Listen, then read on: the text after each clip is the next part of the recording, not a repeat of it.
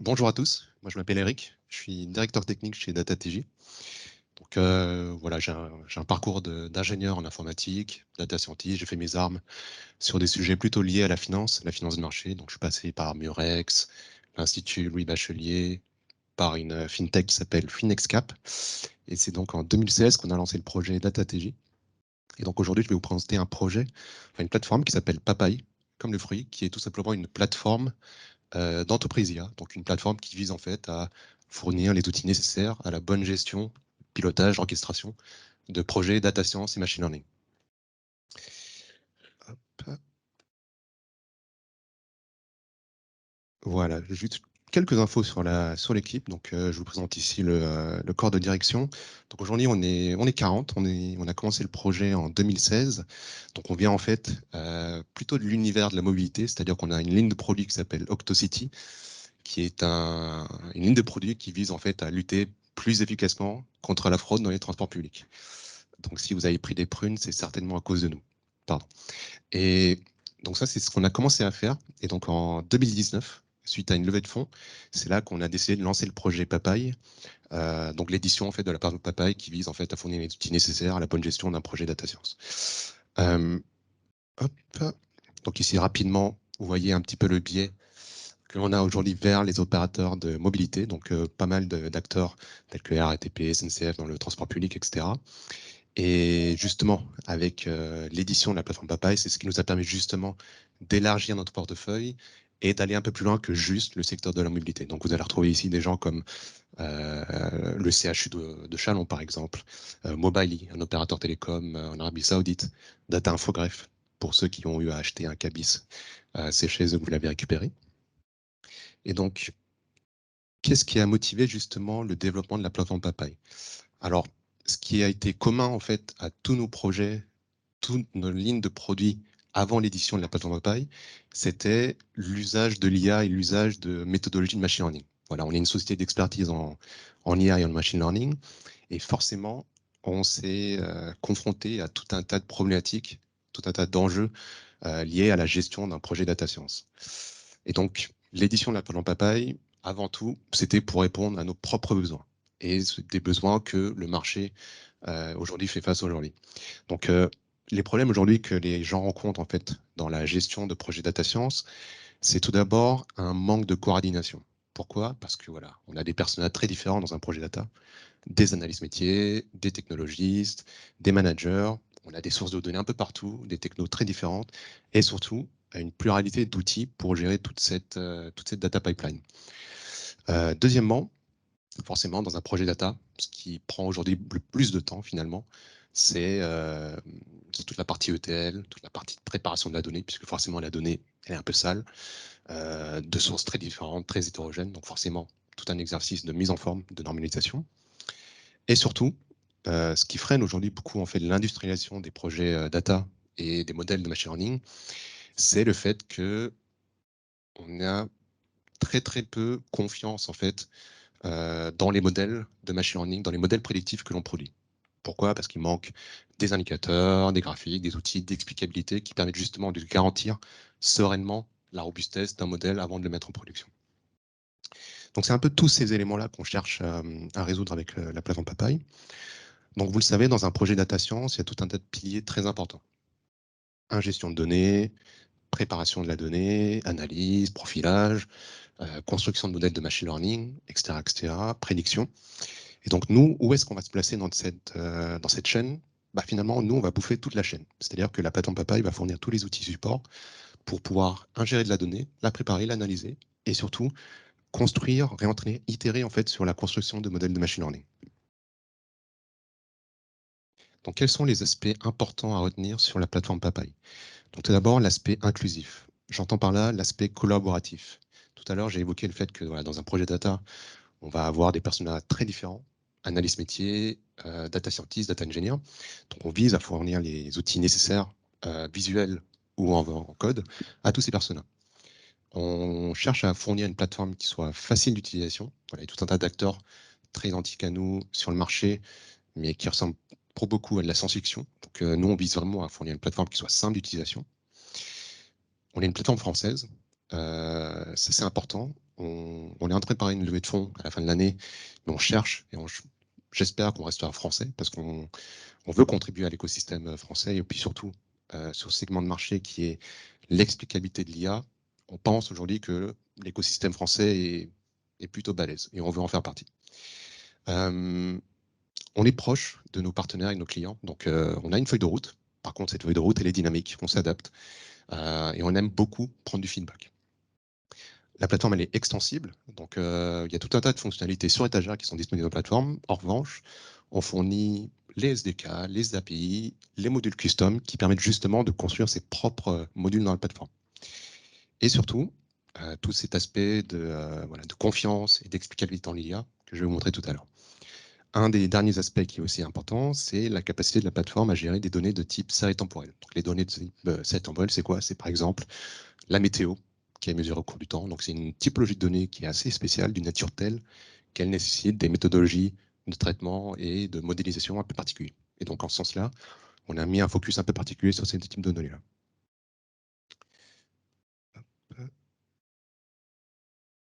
Voilà, quelques éléments d'architecture. Donc en fait, la plateforme Papaya, c'est composé de plein de petits microservices, tous containerisés, comme tout le monde le fait. Et l'un des aspects qui est important de noter ici, c'est l'utilisation de la techno Spark. On est amoureux de la techno. C'est en fait la techno qui nous permet en fait d'adosser tous les traitements, tous les calculs dans la plateforme. La raison pour laquelle on a fait ce choix-là dès le début, c'est parce que voilà, c'est une techno qui est bien faite, extensible, qui supporte tout un tas de langages et qui est l'un des projets les plus actifs dans la fondation Apache. Hop.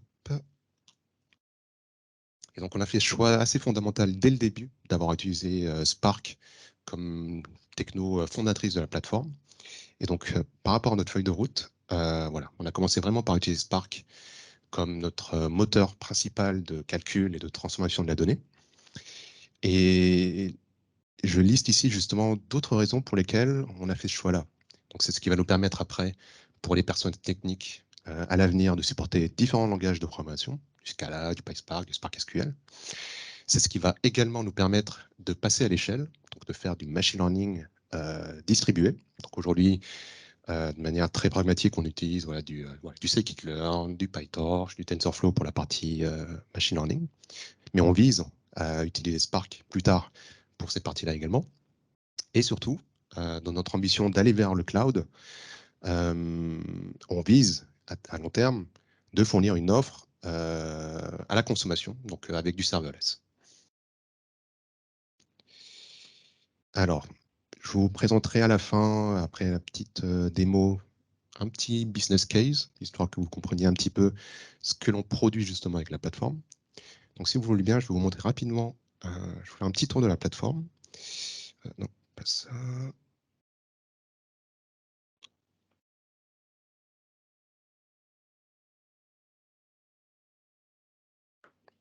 Voilà. Donc, en fait, Papaya, c'est...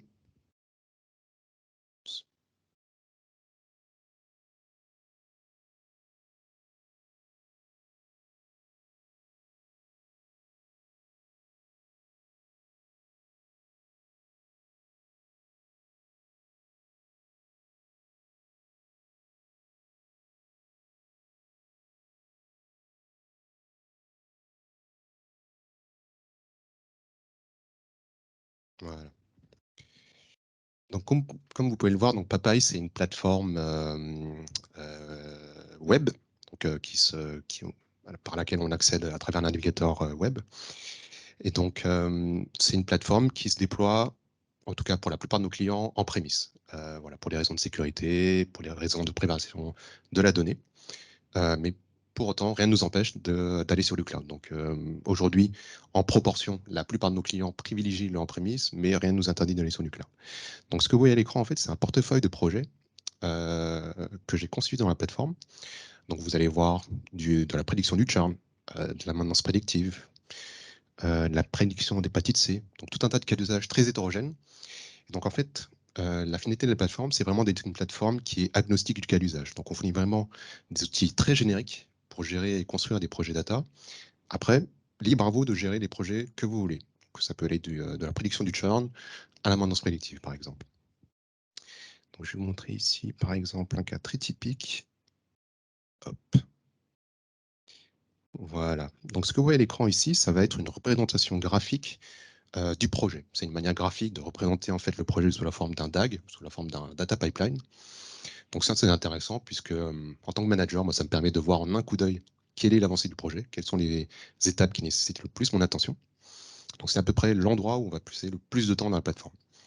Donc pour commencer un petit peu le jeu, on va pouvoir intégrer nos données dans la plateforme. Donc on va pouvoir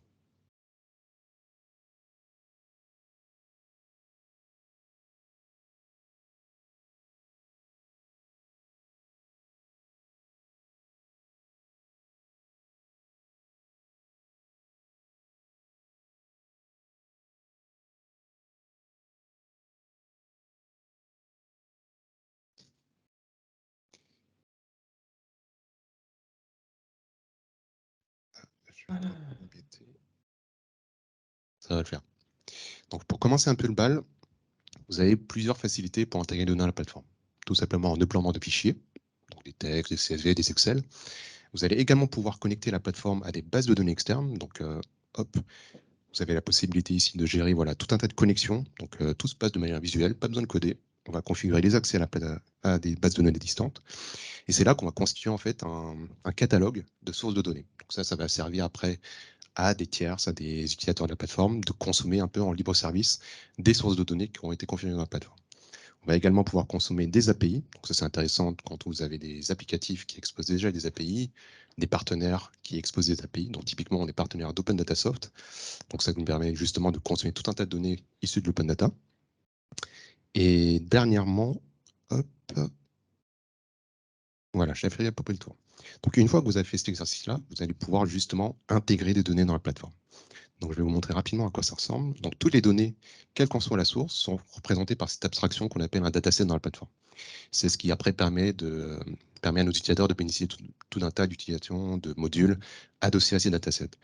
Donc ici, par exemple, voilà, j'ai un petit pool de clients. Je suis dans la division marketing. Donc tout l'enjeu pour moi après, ça va être justement de construire un modèle prédictif qui va être en capacité de prédire sur la base de tout un tas de propriétés quels sont les clients qui sont les plus susceptibles de churner et d'aller voir la concurrence, tout simplement.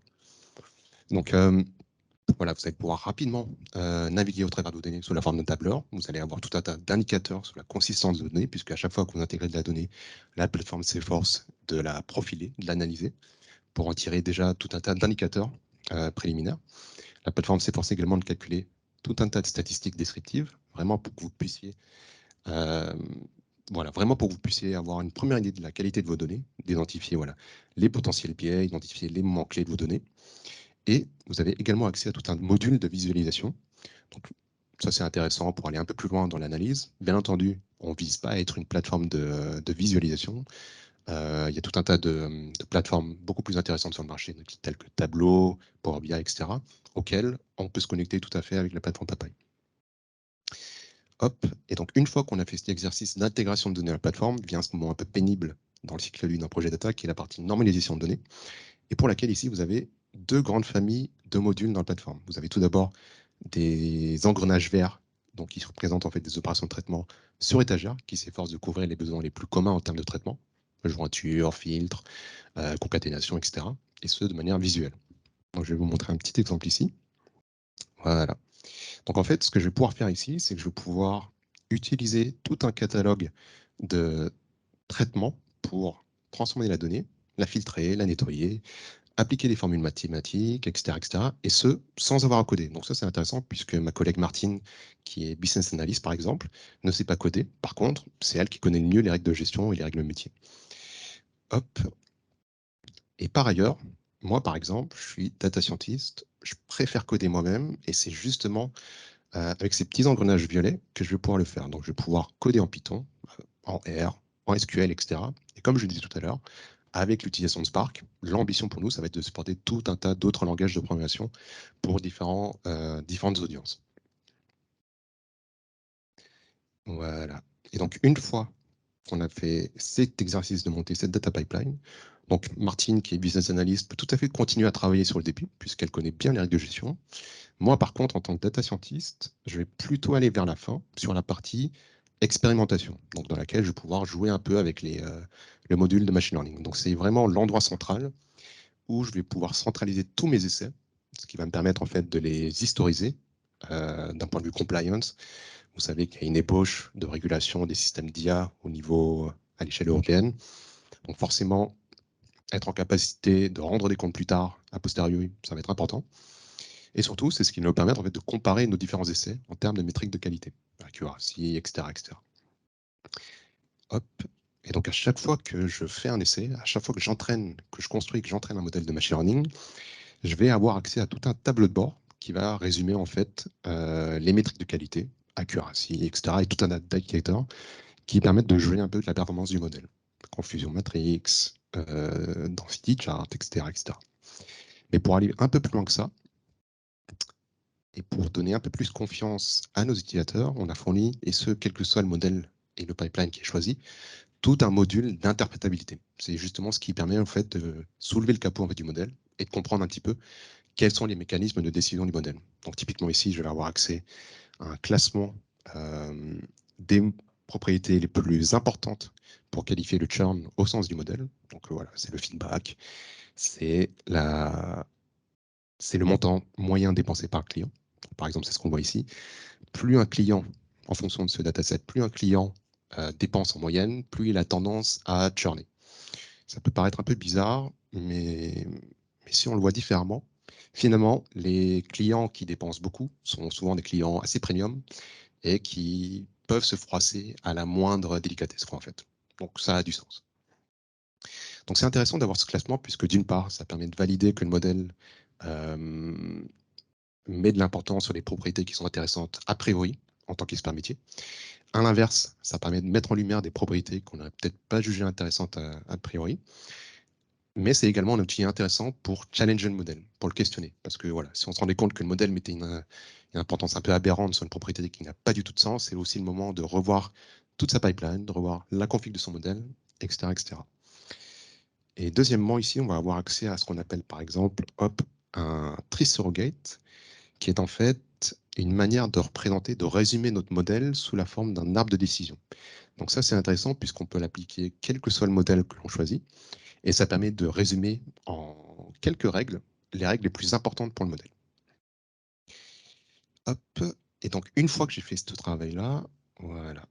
Donc, une fois que j'ai mon modèle, je l'ai évalué, je l'ai interprété, je suis content. Je vais pouvoir l'utiliser dans un mode un peu plus opérationnel. Donc, hop. Donc, Martine, analyse métier, hop, reçoit tout un pool de nouveaux clients. Donc, elle va utiliser le modèle que j'ai appris juste là. Et donc, voilà, Martine a eu l'occasion d'appliquer le modèle sur ces nouveaux clients-là. Donc là, par exemple, on a une cliente très jeune, 10 ans, euh, qui consomme sur une plateforme e-commerce depuis son ordinateur.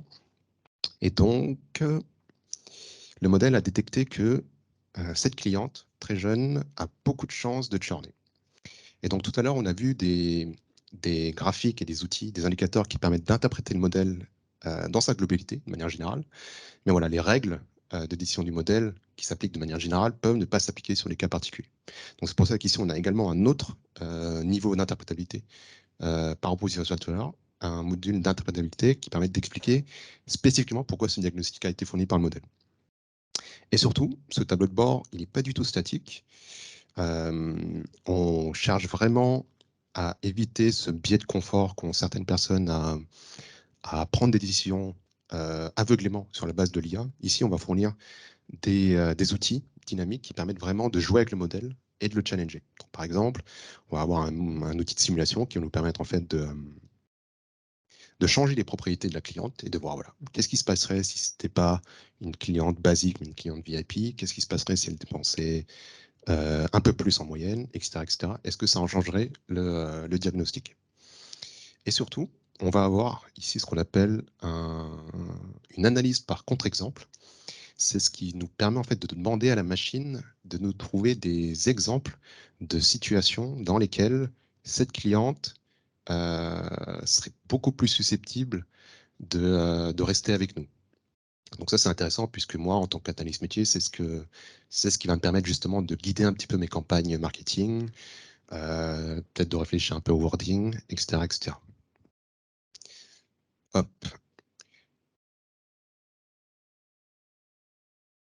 voilà. Donc je vais vous prendre rapidement un case que l'on a fait avec Data Infograph. Donc Data Infograph, c'est l'instance d'Infograph en fait qui va centraliser, digitaliser toutes les données des entreprises sur le territoire français. Et donc dans le cadre de leurs activités, ils développent tout un tas de nouveaux services en fait sur la base de données. Et on a bossé justement avec Data Infograph sur l'édition d'un scoring qui permet en fait de qualifier les entreprises du territoire français avec une note sur 100 sur leur probabilité de faire une défaillance. Donc ici, typiquement, c'est un PDF que l'on génère avec la plateforme sur la base du modèle qui a été entraîné dans la plateforme. Et voilà, on va voir pour entreprise X que le modèle l'a qualifié de très mauvaise, 16 sur 100. C'est pas terrible. Et surtout, on va avoir ici accès à tout un tas d'explications, donc qui sont également issues de la plateforme, qui permettent d'expliquer pourquoi cette entreprise a un si mauvais score. Voilà, c'est à cause du montant de ses inscriptions, c'est à cause de son âge, etc. etc. Donc on met un vrai focus sur l'usage d'outils d'explicabilité et d'interprétabilité pour lever le capot de l'IA et vraiment évangéliser l'usage de l'IA. Voilà, il y a beaucoup de nos prospects qui étaient un peu réticents, notamment le centre hospitalier de Châlons, puisque voilà, en bout de chaîne, ça va être des anesthésistes, des chirurgiens, des médecins qui vont devoir prendre des décisions sur la base de la plateforme Papaye. Et c'est justement tous ces aspects d'interprétabilité, d'explicabilité qui ont su convaincre en fait l'hôpital de Chalon voilà, de nous suivre, tout simplement.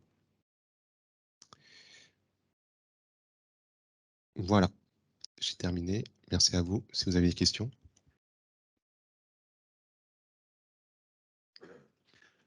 Merci beaucoup, c'était très clair. Moi, j'ai kiffé. Question dans la salle ou à distance, j'imagine, il va y en avoir. Merci pour la présentation. Un petit point où j'ai pas vraiment vu sur l'auditabilité de tout ce qui est fait sur votre plateforme. Comment ça se passe? Comment je peux retracer toutes les actions d'un utilisateur pour produire ce dataset, ce modèle, etc. C'est une bonne question. Alors déjà, l'outil support principal, ça va être le flow. Ce flow que l'on voit à l'écran, il est historisé. Donc toutes les actions que l'on effectue sont tracées. En fait, quelque chose que j'ai pas évoqué, en fait, c'est que la plateforme Papaye, en fait, elle est composée de plein de petits services, et notamment un GitLab server. C'est ce qui nous permet en fait de committer et d'historiser tous les changements. Ensuite, toutes les actions qui sont effectuées sur la donnée sont également historisées. Donc savoir qui y a accédé, qui les a changés, qui a changé la source, qui a fait des traitements dessus. Donc c'est quelque chose que l'on peut voir ici de manière très brève.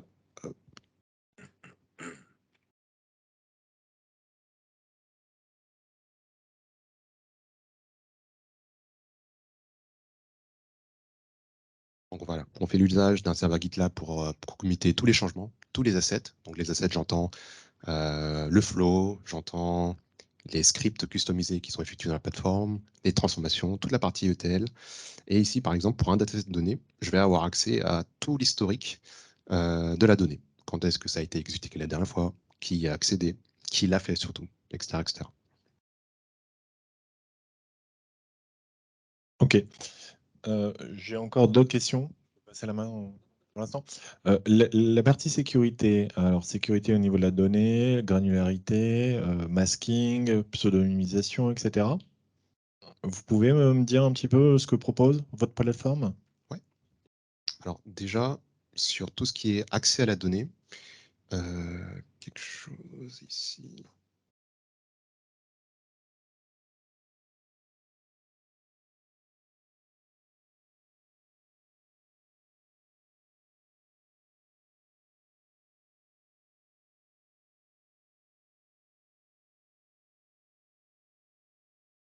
Voilà.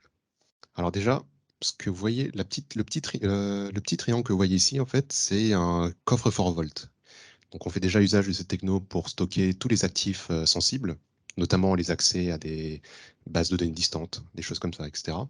Donc ça, c'est un premier levier qu'on utilise justement pour sécuriser la plateforme.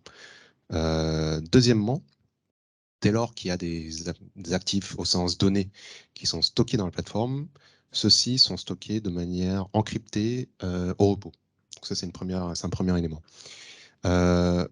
Deuxièmement, on fait également usage de Keycloak, justement, pour gérer tous les accès. C'est ce qui permet également de connecter après à des LDAP externes, Active Directory, etc. etc.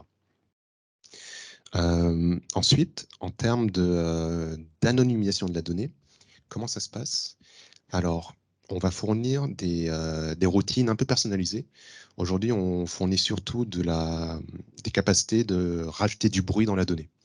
Donc, en fait, ça veut dire quoi? Ça veut dire soit complètement enlever une certaine typologie de données, une certaine colonne, par exemple, dans un dataset, soit ça va être la perturber un petit peu, puisqu'en fait, l'idée derrière, c'est quand même de pouvoir réutiliser la donnée. Donc, quand bien même elle aura été perturbée, ce que l'on va faire, en fait, c'est qu'on va appliquer des heuristiques qui permettent en fait de rajouter un petit peu du bruit sur la donnée, mais de telle sorte à ce que la distribution globale de la donnée soit préservée. Donc ça, c'est important puisqu'on vise quand même à réutiliser certaines colonnes, certaines features dans la partie machine learning. Donc on veut quand même préserver le pouvoir prédictif d'une certaine colonne. Merci. Et dernière petite question, vos interactions avec les techno data cataloging, je ne le vois pas là sur le schéma d'architecture, mais vous interfacez avec quoi? Alors on s'interface aujourd'hui principalement avec des partenaires tels que Open Data Soft. On n'a pas encore fait l'exercice de s'intégrer à des data catalog providers, quoi, en fait. Ok, merci. Merci pour la présentation. Ma question, c'est, vous avez dit au début que vous déployez votre architecture directement sur des on-premise. Cependant, si le client elle est dans les clouds, comment est-ce que vous faites là? Comment est-ce que toute cette architecture il va être déployée? Alors, ici, je vous ai montré voilà, juste un petit récap voilà, des services principaux de la plateforme. Donc tous ces services en fait sont conteneurisés. Voilà, c'est un standard aujourd'hui du marché. Et donc quand on veut déployer sur le cloud, on fournit les installeurs qui sont nécessaires à ça. Tout ce qui est playbook en cible, handchart, etc., etc. Et donc l'utilisateur n'a plus qu'à, enfin, l'administrateur système va se connecter à son compte sur le cloud, va utiliser nos installeurs et hop, va pouvoir installer de manière automatisée en fait toute la stack et va chercher après dans les répertoires, dans nos répertoires, les applications et les déployer chez vous. Donc, du coup, des services de type Spark, vous n'utilisez pas des services managés si on est, par exemple, sur la plateforme AWS. Vous utilisez des services managés? Alors, on a les deux choix. Soit vous n'avez pas accès à cette possibilité, notamment en prémisse, et auquel cas, on vient installer un cluster Spark pour vous, le configurer pour vous, le dimensionner. Et autrement, si vous en avez déjà un, bah, tant mieux. Il suffit juste de configurer la plateforme pour aller taper chez vous, sur votre Spark Manager. OK, merci.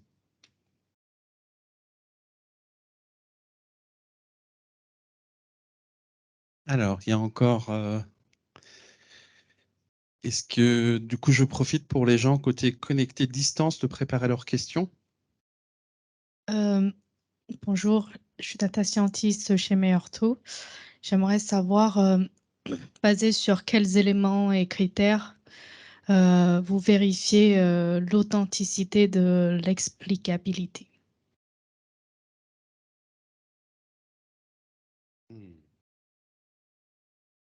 C'est une bonne question. C'est une bonne question parce que déjà derrière, il n'y a pas forcément de garantie théorique. Voilà, c'est des méthodologies pour beaucoup qui sont basées sur la perturbation. Donc c'est de l'explication a posteriori un peu empirique avec des proxys. Donc à ce titre-là, nous on garantit rien. En revanche, et ça fait partie de notre roadmap, l'idée c'est en fait, quand on parle d'explicabilité, on ne peut pas s'adosser à une seule méthodologie. Tout à l'heure on a vu SHAP, on a vu LIME. Par contre, pour minimiser en fait, enfin pour maximiser la confiance que l'on mettrait dans un modèle, l'idée c'est de fournir un maximum d'indicateurs. SHAP, LIME, indicateur de robustesse, etc., etc. Et donc l'idée pour nous, c'est de fournir un maximum d'indicateurs pour armer un utilisateur, un data scientist, pour prendre des décisions de manière éclairée. Notre ambition, c'est aussi de revenir à des méthodologies un peu plus robustes, un peu plus basiques, je dirais. Donc tout ce qui est intervalle de confiance, des choses comme ça. Donc c'est dans ce sens-là qu'on va pouvoir en fait fournir les outils nécessaires à des interlocuteurs tels que vous, data scientists, pour pouvoir garantir la confiance dans un modèle. Ouais. Bonjour, merci pour la présentation, Mariem de BPI. Donc moi, je voulais savoir, est-ce que quelle quantité de données avez-vous déjà testé? Est-ce qu'il y a des limites? Et sur les capacités de calcul, comment vous positionnez-vous par rapport aux autres outils qui permettent de faire du pré-traitement de données ou de l'entraînement des modèles de machine learning? Merci. Je vais profiter pour compléter la question sur, sur le spectre des outils data prep jusqu'à la partie machine learning. On voit un peu de data IQ, on voit un peu de data robot, on voit, voilà, pour compléter un peu ta question, comment tu te positionnes sur le marché? D'abord ta question, bien sûr, et voilà, complète. Alors, pour beaucoup de nos cas, ça va être surtout de la donnée tabulaire, donc sous la forme d'un spreadsheet Excel, par exemple. Structuré, ligne, colonne. Ça, c'est la première typologie de données que l'on gère le plus en fait, avec la plateforme. Deuxièmement, ça va être de l'image. Donc, on travaille par exemple avec la SNCF sur l'implémentation d'un détecteur d'amiante sur des pièces de wagons de fret. Et donc là, la donnée principale à laquelle on est confronté, c'est de l'image en fait. Donc ça va être les deux typologies de données les plus utilisées dans la plateforme. Aujourd'hui, là où on a peut-être un peu plus de lacunes, ça va être sur de la donnée textuelle. Voilà, le champ, traitement du langage, c'est une discipline à part entière. Aujourd'hui, on n'a pas encore fait l'effort de fournir des méthodologies et des techniques et des modules dans la plateforme, mais ça fait partie de notre feuille de route. Ensuite, en termes de rapidité de calcul, justement, c'est le choix qu'on a fait dans la conception de la plateforme d'utiliser la TechnoSpark, qui nous permet justement de garantir la rapidité de la plateforme sur des traitements très basiques, quoi, en fait. Et à titre de comparaison, justement, avec Dataiku, un projet équivalent, on est sur des ordres de grandeur de 5 fois plus rapides sur des traitements bien spécifiques, quoi, en fait. Ensuite, à plus haute échelle, c'est sûr, Dataiku, DataRobot, ça fait partie de nos concurrents les plus aboutis. Là où on va se différencier par rapport à eux, c'est l'aspect déjà unifié. Voilà, DataRobot, Dataiku, il y a tout un tas de fonctionnalités très importantes qui viennent par briques, par option. Et par option, nous, on va fournir une plateforme unifiée, pas d'option. Vous achetez une fois, vous avez accès à tout. Ensuite, on va mettre un focus bien particulier et beaucoup plus avancé que Dataiku et DataRobot sur la partie explicabilité, puisqu'on pense que c'est vraiment la dernière frontière avant la production, quoi, en fait. Et c'est en ça qu'on va se différencier. Par ailleurs, c'est sûr, toutes les fonctionnalités de visualisation, de transformation, etc., la vérité, c'est que voilà, tous les providers du marché convergent vers les mêmes standards, quoi, en fait. Et en ce sens-là, il y aura très très peu de différence entre nous. En revanche, c'est vraiment sur la partie explicabilité de l'IA qu'on va se différencier. Merci beaucoup. Bonjour, c'est très clair. Moi, j'ai une question et une suggestion. La question, pourquoi vous êtes vous n'êtes pas parti, par exemple, comme un module add-on à TensorFlow ou à PyTorch? Pourquoi vous avez tout refait? Donc, c'est déjà ces plateformes-là, elles sont supportées par des gros et il y a beaucoup, beaucoup, beaucoup de choses dedans. Alors. Non, ça, c'est la question. Voilà. Alors, si j'ai bien compris, la question c'est pourquoi on a rebossé du TensorFlow, etc. Oui, alors qu'en fait, il y a déjà plein de choses dedans, c'est-à-dire pourquoi refaire ce qui existe déjà? Non, c'est une bonne question. Alors, pour clarifier les choses, on n'a pas repoussé complètement ces outils qui sont aujourd'hui disponibles en open source. On est très content de réutiliser ce qui existe aujourd'hui dans la communauté open source, Scikit-learn, TensorFlow, PyTorch, etc. Et le fait qu'on les réutilise, et en fait, on ne s'est pas amusé justement. On ne s'est pas amusé à les changer complètement. Donc, on les a réutilisés tels quels, puisque voilà, il y a des implémentations qui sont très bien faites. Il y a des méthodologies et des algos qui sont très très bien implémentés. Donc, on ne s'est pas amusé à réinventer la roue. Et tout simplement, on s'est surtout amusé à les réutiliser et à les envelopper, quoi, en fait. Et pour des besoins très spécifiques, ça nous est arrivé de rentrer un petit peu dans le code et de changer 2-3 choses. Mais sinon, le TensorFlow, le PyTorch, le Scikit-learn qu'on utilise sont tels qu'ils sont disponibles aujourd'hui en open source. Ok. Et merci. Et donc, en fait, juste une suggestion, en fait, le rapport avec la question qui a été posée. En fait, l'explainable AI aujourd'hui, ça le vend en poupe, pas en tant que techno. Je vais vous expliquer pourquoi. Parce qu'en fait, derrière, on commence à, vous l'avez noté, c'est-à-dire, il commence à y avoir de la défiance de l'IA, notamment même les gouvernements, que ce soit aux États-Unis, en Chine, en Europe, etc. Et donc aujourd'hui, l'IA, on pourra dire, a fait son beurre tant qu'on fait juste du prédictif, mais quand on commence à passer au décisionnel, là, il faut justifier. Par exemple, pourquoi en fait, je n'ai pas mon crédit, pourquoi en fait mon crédit il est différent de mon voisin, pourquoi mon assurance coûte plus cher que mon voisin, ou pourquoi en fait j'ai pas été pris dans telle école alors que celui-là a été pris dans l'école. Et donc effectivement aujourd'hui, l'explainable AI pour les décisions, c'est pour éviter tout ce qui est biais, tout ce qui est discrimination, et on revient en fait, il faut justifier parce que sinon on peut avoir même des questions de légales. Moi, si j'étais vous, je ne suis pas vous, c'est vraiment j'oublie tout le reste et je me focalise sur ça. Ça, c'est vraiment un vrai marché pour le crédit, pour l'assurance, pour la santé. En tout cas, ça explose aux US. Merci. Vous avez tout à fait raison. Il y a un et big case de start-up au cas où tu prends pas, il est prêt à. Non, non, c'est très pertinent et ça tombe bien parce que ça fait partie de nos prochains.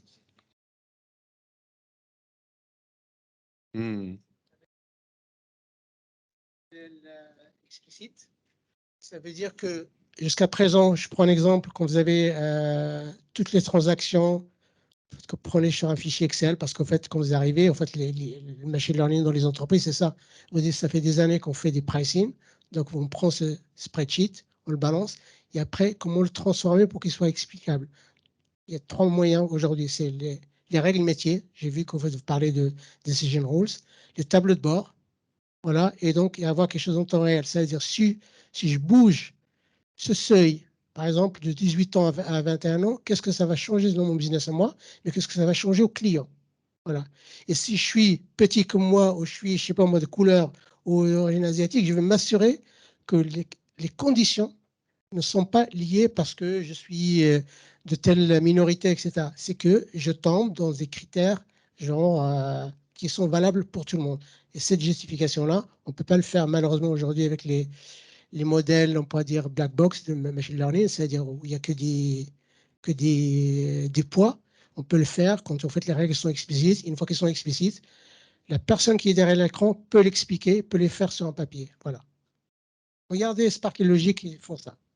Merci. C'est très pertinent. C'est prometteur hein, ce que vous faites. C'est très pertinent et ça fait justement partie de nos prochaines features. Justement, on vise en fait à fournir des indicateurs qui permettent, voilà, des indicateurs qui sont très utilisés déjà aujourd'hui aux États-Unis, en Amérique, pour qualifier en fait l'aspect discriminatoire ou non d'une décision d'un modèle. Donc ça fait partie des choses qui sont sur notre feuille de route, très proches.